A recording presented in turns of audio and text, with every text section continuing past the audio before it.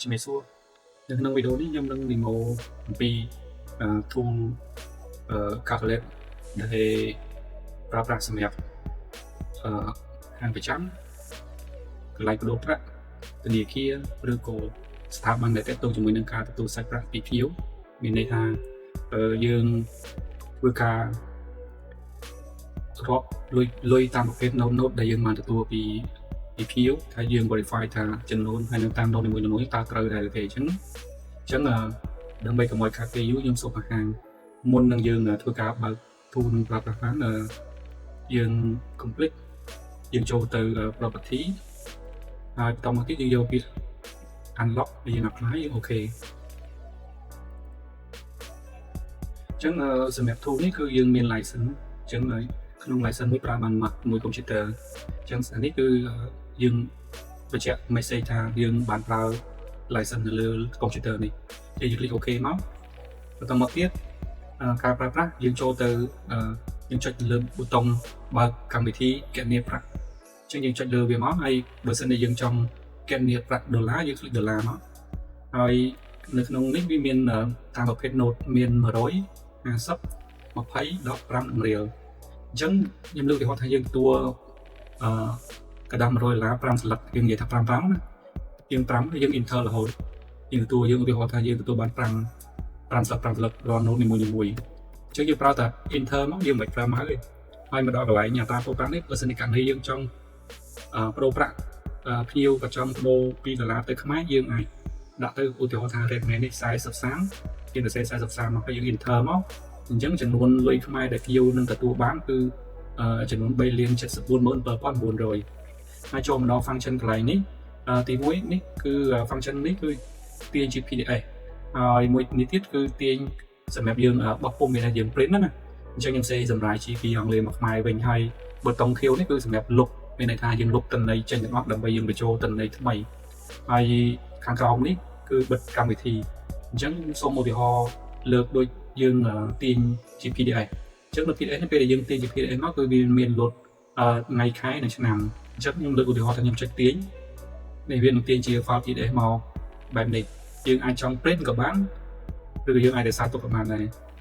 ហ្នឹង option សម្រាប់ទាញជា PDF សម្រាប់ option នេះមួយទៀតគឺយើងបោះពុម្ពនេះគឺយើង print យើងចុច print លើមកហើយយើងចុច print មកយើងរើសប្រភេទ driver មកហើយយើងចុច print ទៅបើសម្រាប់ប៊ូតុងលុបនេះគឺយើងធ្វើការលុបទិន្នន័យពីលើ tool របស់យើងពេលដែលយើងលុបទៅវាសួរយើងបញ្ជាក់ថាតើយើងពិតជាចង់លុបឬក៏យើងអត់ទេបើសិនជាយើងអត់ទេវាអត់លុបទេហើយបើយើងចង់លុបយើងចុចពាក្យ yes មកគឺវានឹងលុបហើយវាបញ្ជាក់យើងថាការលុបនឹងទទួលបានជោគជ័យហើយត្រង់ចំណុចប៊ូតុងនេះគឺយើងធ្វើការបិទកម្មវិធីអញ្ចឹងខ្ញុំសូមបង្ហាញទៅលើការប្រើប្រាស់លុយខ្មែរម្ដងសម្រាប់លុយខ្មែរយើងคลิกនៅលើប្រាក់រៀលមកហើយនេះខ្ញុំដាក់ note ជាប្រភេទ 10,000 50,000 2,000 1,500 2,000 1,500 និង100រៀលអញ្ចឹងដូចការប្រើប្រាស់ដុល្លារដែរយើងគ្រាន់តែលើកខ្ញុំលើកឧទាហរណ៍ថាយើងទទួលបាន6សន្លឹកយើងគ្រាន់តែវាយលេខ6មកយើង enter រហូតមកខ្ញុំលើកឧទាហរណ៍ណាយើង enter រហូតមកហើយចូលមកដល់ការប្រូប្រាក់នេះយើងចង់បំពេញក៏បានមិនចង់ពេញក៏បានបើសិនជាករណីយើងមានតម្រូវការក្នុងការធ្វើការបដូរប្រាក់ជូនអតិថិជនអញ្ចឹងបើសិនជាយើងចង់បដូរប្រាក់យើងដាក់មកយើង enter មកវាចេញចំនួនបដូរពីខ្មែរទៅដុល្លារយើងទទួលបាន$279.40សេនហើយលើ function ដែលការប្រើប្រាស់ទាញយក PDF បោះពុម្ពលុបចេញហើយនឹងបិទកម្មវិធីនេះគឺប្រើដូចទៅលើលុយដុល្លារដូចគ្នាដែរខ្ញុំសូមភ្ជាប់ជាមួយនឹងការប្រើប្រាស់ tool នេះដែរនៅពេលដែលបងប្អូនធ្វើការជាវទៅប្រើគឺក្នុងមួយ license ប្រើបានមួយកុំព្យូទ័រគឺថ្លៃ$15អញ្ចឹងខ្ញុំនឹងផ្ញើជាប្រភេទ generate key នេះទៅមុនសិនដើម្បីឲ្យបងប្អូន generate key ហើយផ្ញើមកចូលខ្ញុំអញ្ចឹងខ្ញុំលើកឧទាហរណ៍ថាផ្ញើបងប្អូនទៅជាប្រភេទ generate key ហ្នឹងនៅពេលដែលបងប្អូនទទួលបាន generate key ហ្នឹងបងប្អូនប្រើចុចពាក្យបង្កើត license key មកបងប្អូនយកពាក្យ OK ហើយបងប្អូនយក select លើពាក្យចម្លងនេះហើយយកពាក្យ OK ហើយបងប្អូនអាចចុចទៅលើ Telegram ដើម្បីចូលមក Telegram ខ្ញុំហើយអាចផ្ញើ key ហ្នឹងមកខ្ញុំដើម្បីខ្ញុំបញ្ចូល license key ជូនអញ្ចឹងនេះបើសិនចូលមក Telegram ខ្ញុំមកហើយបងប្អូនគ្រាន់តែយកពាក្យ pack មកហើយផ្ញើមកខ្ញុំមកអញ្ចឹង license key ហ្នឹងវា key ហ្នឹងនឹងផ្ញើមកចូល Telegram ខ្ញុំហើយខ្ញុំធ្វើការ set up ជូនហ ហើយនេះយើងបិទកម្មវិធីវិញទៅអញ្ចឹងតេតងជាមួយនឹងកម្មវិធីនេះដូចគ្នាកម្មវិធីទៅលើការបើកកម្មវិធីនេះបើសិនជាបងប្អូនមានសំណួរចម្ងល់ទេអាចចុច Telegram នេះ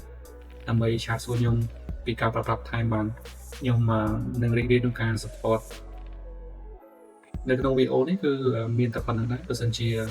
បងប្អូនមានចំណាប់អារម្មណ៍អាចធ្វើការណែនាំតាម Telegram ខ្ញុំមកគឺតម្លៃប្រើបានរហូតក្នុង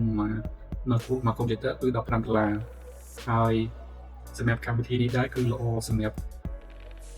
បងប្អូនដែលបើកអាជីវកម្មដូចជាដូរលុយទទួលសាច់ប្រាក់ដូចជាខាងវេលុយវាអីចឹងជាដើម